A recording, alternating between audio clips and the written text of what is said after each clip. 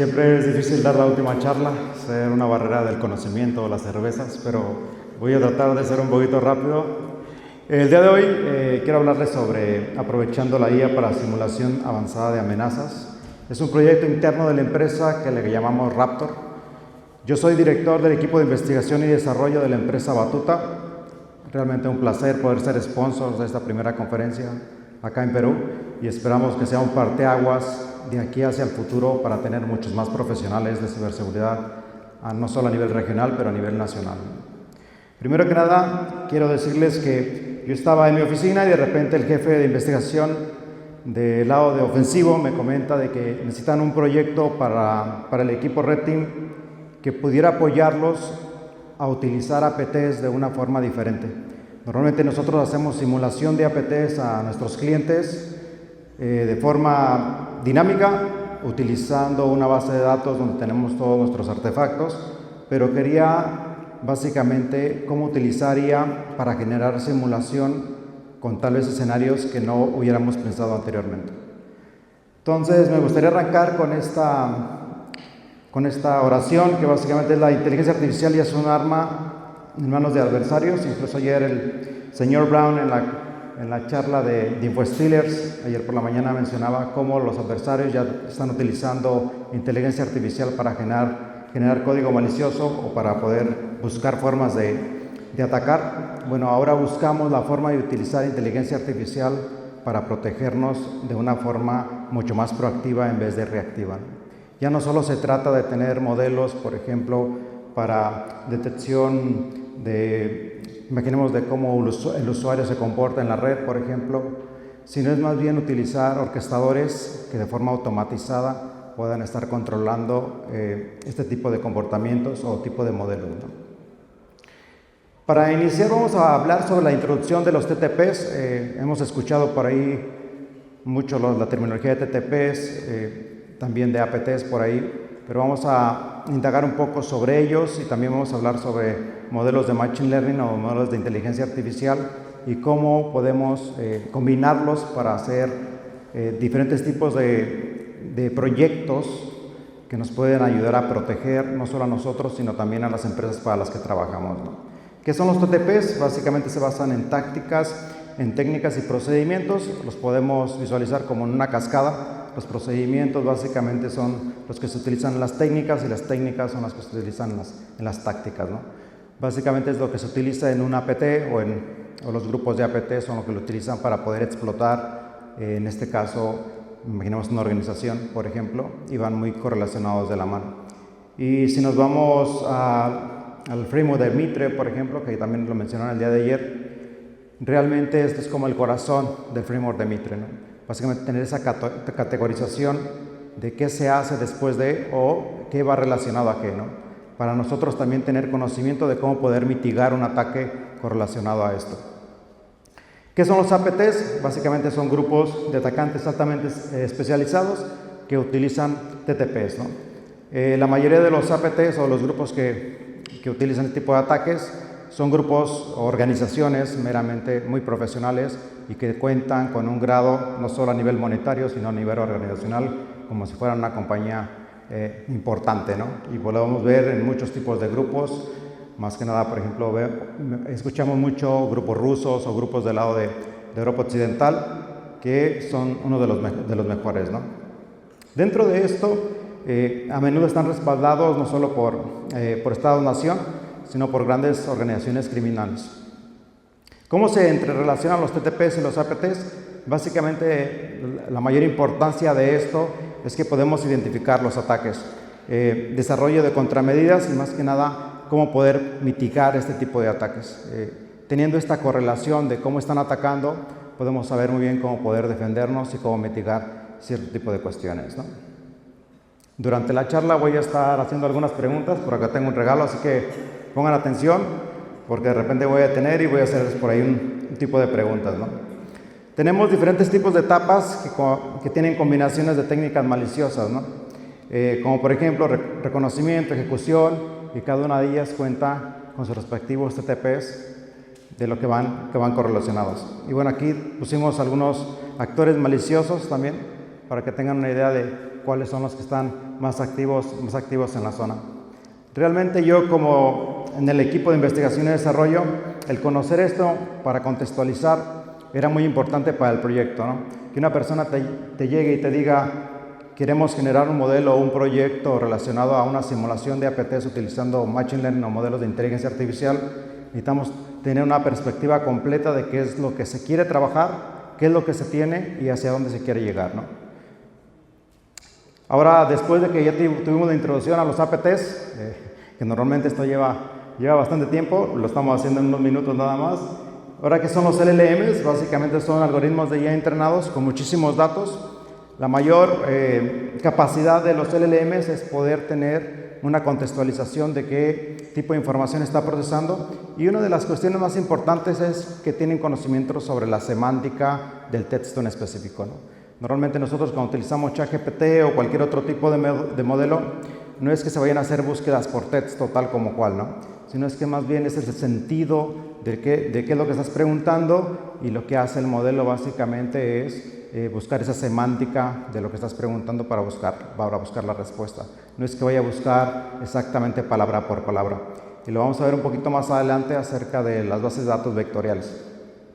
Y claro, una de las cuestiones importantes es que generan texto relevante. Esto ayuda a enriquecer, por ejemplo, alertas de SOC, pero nosotros acá lo vamos a utilizar más que nada para apoyar al equipo ofensivo en poder generar estos nuevos escenarios utilizando nuevos TTPs o que vayan correlacionados al tipo de ataque, ¿no? Generando nuevos escenarios de ataque. La IA juega un papel fundamental por la parte de generación de texto, pero es importante dar una contextualización específica.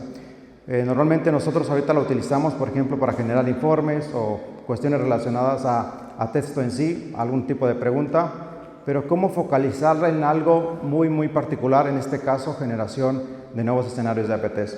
Y principalmente, bueno, inicialmente era un poquito riesgoso o aventurero decir que, bueno, vamos a tener este proyecto, por decirlo así, en 6 meses, ¿no? Fue un proyecto planeado a 1 año inicialmente, pero bueno, se pudo entregar con mucho tiempo de anticipación por el hecho de que teníamos todos los datos y la estructura necesaria para poder hacerlo, ¿no? Dentro de la generación de nuevos escenarios, lo que permite la IA en específico es que imaginemos que nosotros estamos con un cliente y estamos haciendo una simulación de APT. La simulación de APT básicamente se basa en que nosotros nos estamos haciendo pasar por un grupo atacante. Entonces estamos viendo cuál es la defensa de la empresa para ver si reacciona a los ataques que estamos haciendo. Lo más importante es ver ese tipo de reacción y el tiempo que lleva, si es que nos detectan, sobre ese ataque o ese escenario en específico. ¿Y qué pasa si nos detectan? ¿Qué pasa si no podemos exfiltrar información? ¿O qué pasa si somos detenidos en una de las fases o somos bloqueados en una de las fases? El ingeniero ofensivo va a decir: ¿qué más puedo hacer? Y es ahí donde la asistencia de la inteligencia artificial les va a ayudar, ¿no? Si estás detenido, por ejemplo, en la parte de exfiltración y estás cargando, por ejemplo, un RAD loader, puedes seguir estos pasos. Te voy a entregar un código que tal vez vas a poder compilar o reutilizar para ver si puedes bypassear o seguir con el proyecto, ¿no? ¿Cómo contribuye la IA en simulaciones de ataque? Bueno, se pueden utilizar APTs conocidos y bueno, esos APTs o estos artefactos nosotros tenemos una gran base de datos de APTs. Normalmente porque, bueno, los equipos con los que trabajamos siempre están en búsqueda de estos APTs en el dark web, por ejemplo, o incluso se compran, ¿no? Si está disponible, se llega a comprar y se llegan a utilizar para ser proactivos con nuestros clientes. ¿Cómo se construye un escenario de ataque de APT? Normalmente está construido en tres diferentes fases. Tenemos la sección de downloaders, tenemos la sección de RAD loaders y tenemos la sección de payloads. Normalmente esas tres diferentes tipos de secciones son 3 diferentes tipos de pequeños mini programas, ¿no? Normalmente el downloader actúa como un punto de entrada hacia el atacante, que ya cuando está en el sistema operativo descarga un RAD loader y el RAD loader se encarga de ejecutar un payload, que básicamente es basado en lo que se quiera hacer, ¿no? Que pudiera ser exfiltración o pudiera ser, no sé, ransomware, básicamente bloquear la máquina o cualquier otro tipo de cuestión. Cuando comencé con el proyecto, yo tenía noción de cómo se manejaban los APTs, pero no sabía que teníamos tan estructurada la información dentro de la compañía, ¿no? Incluso se me hizo mágico porque para nosotros en la parte de investigación y desarrollo, el poder tener información estructurada nos iba a facilitar mucho la vida, ¿no? Y realmente fue lo que pasó. ¿Cuáles son los desafíos en la simulación de un ataque de APTs utilizando, por ejemplo, lenguajes de generación de texto, por ejemplo, o lenguajes de inteligencia artificial? Realismo versus control, ¿no? ¿Qué tan real voy a generar ese APT? ¿Realmente voy a generar un escenario que valga la pena, por ejemplo, para esa empresa? ¿Y qué tanto control voy a tener sobre ese escenario? También la evolución rápida de las amenazas. ¿Qué tan rápido yo puedo actualizar mi modelo, por ejemplo, para que esté al día con la nueva información que vayamos estando agregando, por ejemplo, a la base de datos? Y finalmente la privacidad de datos y la ética, ¿no? Siempre nosotros nos manejamos con ética porque, bueno, estamos dándole un servicio a nuestros clientes. Y esto es fundamental, ¿no? Tener una gobernanza de datos que sea factible y correlacionada al tipo de modelo que estamos manejando. No solo se trata de, por ejemplo, yo voy a montar un modelo para mi cliente, o mi cliente quiere montar un modelo y ocupa asesoría. ¿Realmente tiene la gobernanza de datos ya establecida? ¿O ya tiene un plan? ¿O ya la está estableciendo? ¿O en qué paso está, no? Son cuestiones que uno se tiene que preguntar mucho antes de poder ejecutar o crear un modelo de Machine Learning, por ejemplo, de inteligencia artificial. Entonces, ¿cómo lo hicimos? ¿Cómo fuimos creando ese plan conforme fuimos avanzando en este proyecto? Comenzamos con unos desafíos. En la parte del realismo y control, implementamos técnicas de sandbox para poder controlar lo que estábamos ejecutando, ¿no? Normalmente esto utilizando segmentación relacionada a ciertos tipos de hosts donde estábamos ejecutando este tipo de escenarios. Evolución rápida de las amenazas. Lo que hicimos en esta parte y en la privacidad de datos y ética es que todos los modelos o algunos de los modelos que estábamos utilizando relacionados a los agentes, utilizamos nuestra información que teníamos y utilizamos información sintética. La información sintética básicamente va basada en que nosotros ya tenemos, por ejemplo, mucha información de diferentes tipos de escenarios y podemos generar nueva información que va muy de la mano con lo que ya se creó para tener muchos más datos para que el modelo pueda consumirlos. Y finalmente, la privacidad de los datos va relacionado a que sigamos utilizando datos sintéticos y utilizando esta gobernanza de datos, tratar o evitar o tokenizar datos que vayamos a utilizar de cierta forma relacionados a los clientes, ¿no? ¿Cuál es el paso más importante acá? Necesitamos entender cuál es el requerimiento puntualmente del ingeniero en la parte ofensiva. Tenemos un escenario X. Imaginemos que el ingeniero está en el proceso de downloader, por ejemplo, o está en el proceso de write-loader y no puede bypassear, no puede exfiltrar o no funciona en específico ese paso, ¿no? Entonces el agente, o en este caso el modelo, tiene que modificar o adaptar los artefactos, ya sea dependiendo en qué sesión esté, ¿no? Esto normalmente es un proceso manual que el ingeniero tenía que hacerlo manualmente, tal vez cambiar código, ofuscarlo, hacer algún tipo de proceso para poder bypassear o exfiltrar y finalmente tendríamos un escenario. Entonces la oportunidad con la IA es darle asistencia al ingeniero ofensivo, ya sea por medio de una asistencia específica, ya sea por medio de código o creando nuevos TTPs para un escenario. Tenemos que tener en cuenta que tenemos 3 tipos de artefactos y esos 3 tipos de artefactos van muy de la mano uno con otro. Por ejemplo, el downloader puede cargar un write-loader dependiendo de ciertas características. Imaginemos que el downloader me puede decir, sabes que yo solo puedo cargar código.bat o código.exe y el write-loader tiene que estar en ese tipo de formato, ¿no? Y el write-loader va a cargar un payload con un cierto grado de formato también, ¿no? Entonces, toda esta cadena es sumamente importante para generar nuevos escenarios, pero también para los atacantes comenzamos a visualizar cuántas cuestiones se envuelven en un ataque de APT. Entonces, imaginemos que el contexto es que ya tenemos algunos escenarios, tenemos código de los APTs que nosotros tenemos, que son bastantes, tenemos descripción sobre los escenarios y también tenemos TTPs actuales. La idea principal es que el LLM nos pueda sugerir, nos pueda generar nuevos códigos o nos pueda generar nuevos escenarios enfocados en lo que ya tenemos anteriormente. La IA puede ser útil en diferentes escenarios. usando el artefacto como contexto de descripción o el código fuente. Nosotros teníamos acceso a la descripción, teníamos acceso al código fuente de todos los tipos de artefactos y bueno, sabíamos exactamente la cadena de ejecución de todos estos. Entonces, con toda esta información sumamente estructurada, nuestro trabajo se facilitó mucho más de lo que pensamos. Si pensamos que íbamos a terminar, por ejemplo, en un año, bueno, este proyecto se terminó aproximadamente como en 4 meses, ¿no?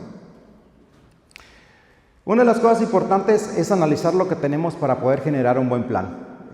Todo esto que les comenté anteriormente básicamente es la contextualización de lo que son APTs, lo que son LLMs, y ahora nos vamos a enfocar directamente en el proyecto como tal. Tenemos los datos y nuestros datos, gracias a Dios, estaban estructurados, ¿no? No estaban ni semiestructurados ni no estructurados. Fue una de las grandes ventajas que nosotros teníamos utilizando, bueno, a nivel interno, dentro de la sección de APTs, utilizando MongoDB.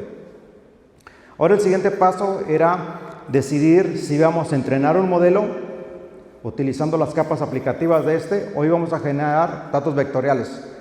Más que nada la parte de datos vectoriales es convertir datos estructurados en números. Para cuando uno quiere hacer búsquedas de forma rápida, bueno, es mucho más fácil utilizar números que utilizar palabras, ¿no? Y es lo que hace cualquier tipo de tokenizador, de cualquier tipo de modelo, ¿no? Primero convertir, cuando tú vas a hacer una pregunta, por ejemplo, a ChatGPT, haces la pregunta, lo que hace el procesamiento es que transforma esa pregunta de datos a números, después lo compara contra el modelo, ¿no? Más que nada para buscar la semántica de esos números y poder encontrar la información que están requiriendo. Nosotros en específico hicimos una combinación de SQL para la parte de MongoDB más la parte de vectorials. Más que nada un índice vectorial para buscar archivos que vayan conforme a lo que vayamos necesitando. Y ahora la pregunta era, tenemos toda esta información, ahora necesitamos un orquestador. El orquestador básicamente es el administrador de todo el flujo. Imaginemos, por ejemplo, que de repente el ingeniero ofensivo va a querer que se genere un modelo. ¿Quién va a estar a cargo de orquestar todo este flujo? Tenemos AWS, tenemos OpenAI, SDK, tenemos CrewAI y tenemos N8N. Tenemos aquí en específico 2 open source orquestadores. Tenemos CrewAI, que es open source, gracias, y tenemos N8N, que también es orquestador y es open source. Claro, también es de paga, pero bueno, tiene la capacidad de tú instalarlo. Y tenemos AWS y tenemos OpenAI SDK. Nosotros inicialmente estábamos casados con OpenAI porque bueno, utilizamos muchos de sus modelos como base, pero eso no significaba que necesitábamos utilizar OpenAI SDK. Nosotros nos focalizamos con N8N por la gran flexibilidad y la visualización de los flujos. Y esto ayudaba bastante a que yo podía integrar miembros del equipo, por ejemplo, a los flujos y poder trabajar en conjunto de una forma sumamente transparente y que es fundamental cuando estamos hablando de ciberseguridad. Entonces comenzamos este proceso de hasta dónde podíamos llegar con este asistente o con este modelo, ¿no? Normalmente este es un flujo que visualizamos cuando queremos tener una automatización. Primero tenemos el proceso manual, que es básicamente como lo hace cualquier humano. Luego agregamos el asistente y visualizamos cómo lo hace en modo sombra, que es básicamente ver cuál es el proceso que está siguiendo el asistente a la par del ingeniero ofensivo para ver si el asistente está haciendo un trabajo normal, ¿no? Básicamente es verificar que lo está haciendo correctamente. Después tenemos la asistencia de IA, donde el agente ya comienza a darle asistencia, válgame la redundancia, hacia el ingeniero ofensivo. Comenzamos con la automatización parcial, donde el asistente ya comienza a hacer sus propias acciones, pero de cierta forma solo son parciales, a lo que espera una interacción humana al final del flujo, ¿no? Y finalmente tenemos la automatización compleja. La automatización compleja normalmente nunca la van a ver en la parte de ciberseguridad en procesos que sean de alto grado de responsabilidad, como por ejemplo APTs. Realmente nuestro proyecto terminaba en la asistencia de IA. Poder dar esa asistencia al ingeniero ofensivo para que llegara a un punto donde si no podía exfiltrar, si no podía bypassear, la gente pudiera indicarle qué otro proceso o flujo pudiera seguir, ¿no?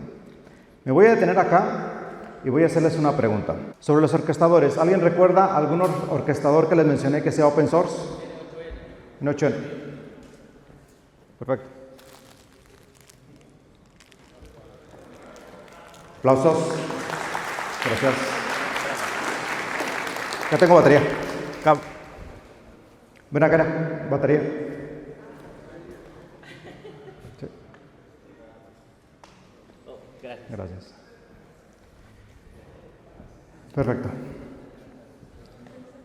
Entonces comenzamos con el primer flujo. El primer flujo va correlacionado acerca de qué pasa, por ejemplo, cuando el ingeniero ofensivo está agregando nuevos escenarios a la base de datos, ¿no? Tienen su propia plataforma, nosotros no tenemos acceso a esa plataforma porque estamos separados por departamentos y bueno, no nos corresponde visualizar esa información. Entonces, lo que organizamos fue un flujo N8N que lo que hace es que normalmente hay un trigger de todos los días, se está revisando la base de datos, se encuentra que hay una actualización,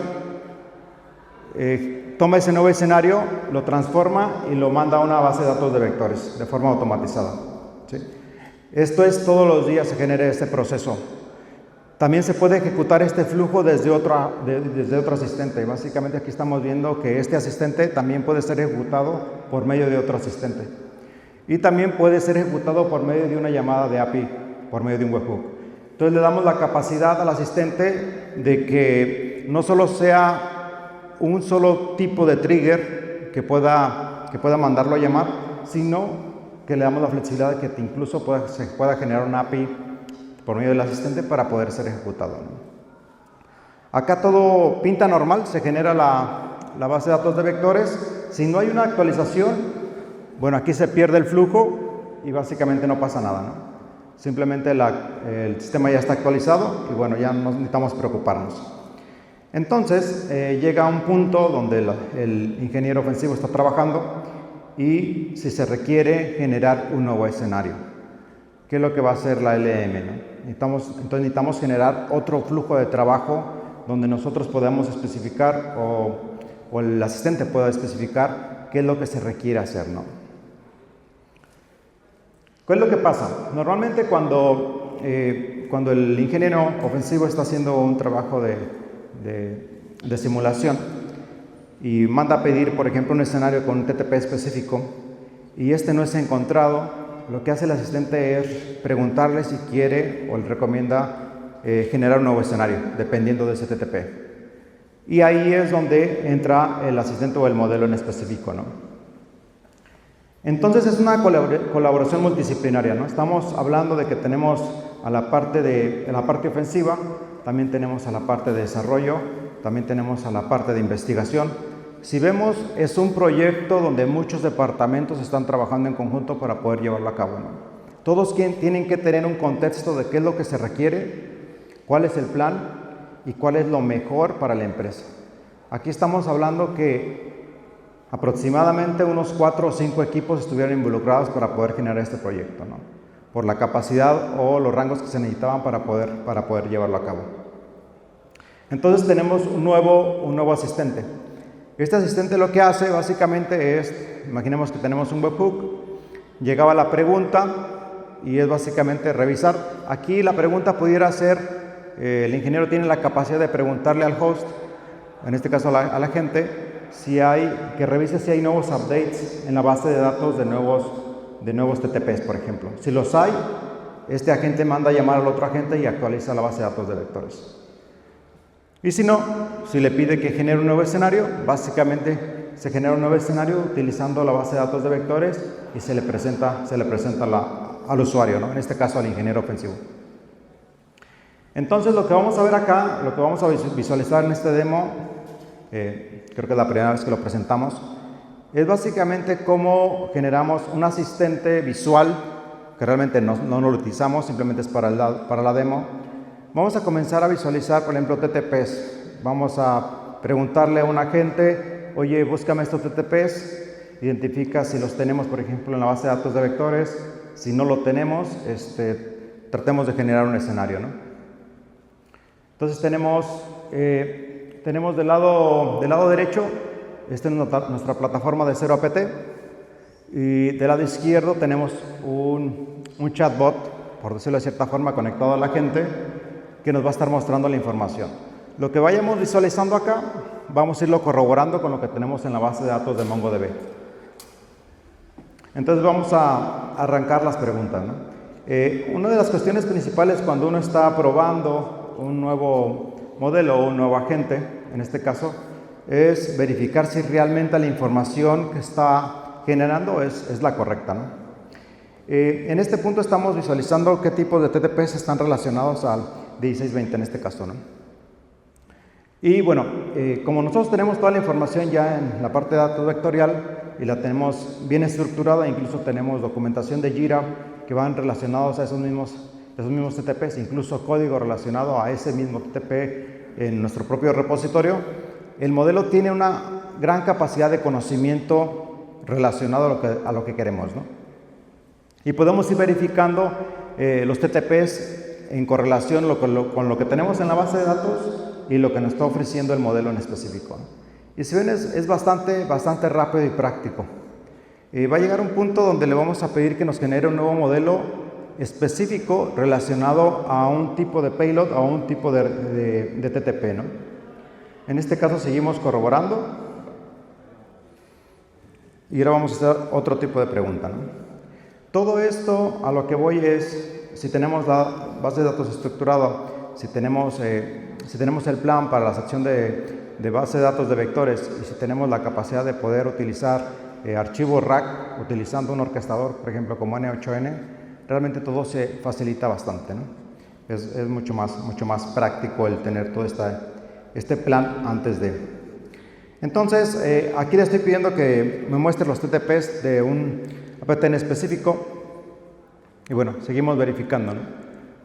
Que realmente nos esté dando la información que pedimos. Acá, en específico, preguntamos sobre un escenario en específico y no tenemos datos sobre él. Entonces lo que vamos a pedir, no tenemos TTP sobre este escenario, vamos a pedirle que nos genere un nuevo escenario.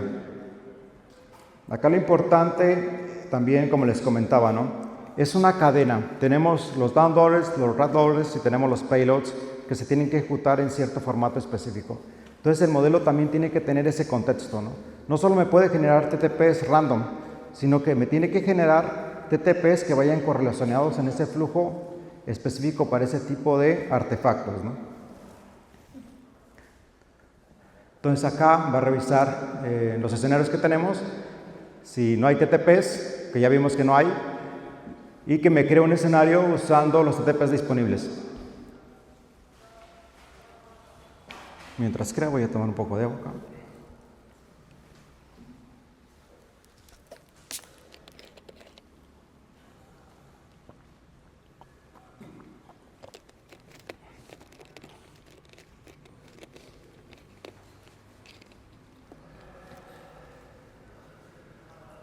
Bueno, después de hacer una revisión y me indica que no existe ningún tipo de TTPs, entonces me sugiere, ¿sabes qué? No existen TTPs, pero te puedo generar conforme la relación que hay entre downloaders, write loaders y payloads, te puedo generar ese escenario en específico, utilizando lo que ya tenemos en nuestra base de datos o podremos generar nuevos TTPs correlacionados a, ¿no? Básicamente ese es el flujo que va siguiendo el modelo. Pero aquí una de las partes más importantes es cómo limitas esa alucinación del modelo, ¿no? ¿Cómo haces para que el modelo no se vaya a salir o a generar cosas que realmente no existan? Es otra cuestión. Lo que nosotros hicimos es que básicamente estamos actualizando, no todos los días, pero normalmente cada semana, todo lo que es el framework de Mitre, ¿no? Si hay alguna actualización, lo seguimos actualizando para que también tenga una contextualización de qué es lo que está pasando. Finalmente revisamos el último TP enfocado en un escenario específico y bueno, en cuestión es cómo funciona el agente como tal, ¿no? Esto nos da no solo en la parte proactiva, claro, es un proyecto muy interesante, pero al mismo tiempo también hay nuevos desafíos, ¿no? Si nosotros podemos hacerlo, imagínense las personas que están allá afuera con los recursos, lo van a poder hacer mucho mejor, ¿no? Siempre es importante siempre estar lo mayor capacitados posibles y el apoyo de todos los equipos dentro de una organización para poder generar proyectos que realmente valgan la pena para poder seguir creciendo, ¿no? Y estar preparados. Nuevas tecnologías van llegando a la parte en la parte tecnológica y bueno, están ya interconectados, ¿no? Esto abre nuevas puertas a nuevos atacantes para seguir generando nuevas técnicas o ataques relacionados a esto. Una de las cosas que recomendamos, claro está, es utilizar simulación de APTs. No es una cuestión que es relacionada a que sabemos de algunos grupos que están utilizando este tipo de tecnologías, pero el generar un nuevo escenario no significa que un atacante va a generar el mismo escenario, ¿no? Puede generar escenarios que realmente nosotros nunca visualizamos y que también puede ser factible que se hayan sido atacados. Pero creo que la combinación de humano e IA realmente es sumamente fundamental para poder generar cosas diferentes y que valgan la pena en la parte de innovación, como por ejemplo el proyecto que le estoy comentando, ¿no? Y bueno, un resumen a nivel general, la IA ofrece un potencial importante para la parte defensiva. Ya no solo es tener un modelo que básicamente busque el comportamiento de un usuario, por ejemplo, cuando esté haciendo logins, o tal vez una anomalía en la red, sino más bien es un flujo constante que se va a estar, que es tan cambiante, por ejemplo, conforme nosotros los usuarios nos movemos en la red, y que es fundamental estar preparados para cuando lleguen este tipo de cuestiones. De mi parte es todo. Muchas gracias. Hablaste del orquestador N8N, pero tú sabes que en el mercado, bueno, hay un montón de orquestadores. ¿Hicieron algún benchmark para darse cuenta, digamos, cuál es el más adaptable? Porque he escuchado, por ejemplo, de Automation Anywhere, que son muy conocidos en Perú, por ejemplo. El otro nombre no me acuerdo, creo que es La pregunta es, si se ha escuchado, porque estoy usando mucho el N8N, por lo que entiendo, la expresión más práctico, más simple de usar, menos complicado. ¿Puedes contarnos un poco al respecto de repente? Sí, decidimos utilizar N8N por dos cosas en específico. Uno, porque es open source, se tiene control acerca de lo que se está manejando por detrás, algo que no lo puedes ver, por ejemplo, con OpenAI SDK, ni tampoco en la parte de AWS tú lo controlas. Y otro es la parte de que los equipos, es muy fácil integrar compañeros de equipos para poder trabajar en el mismo proyecto de forma visual. Es una de las cuestiones sumamente importantes, porque por ejemplo podríamos agregar personas, por ejemplo, del equipo ofensivo, del equipo defensivo, de la parte de desarrollo, de la parte de investigación, todos trabajando en el mismo proyecto, y como básicamente son pequeñas, por decirlo así, elementos que puedes mover o documentar de forma tan fácil, fue una de las cuestiones también sumamente importantes. Gracias. Gracias. Gracias, un buenísimo aplauso para Salva.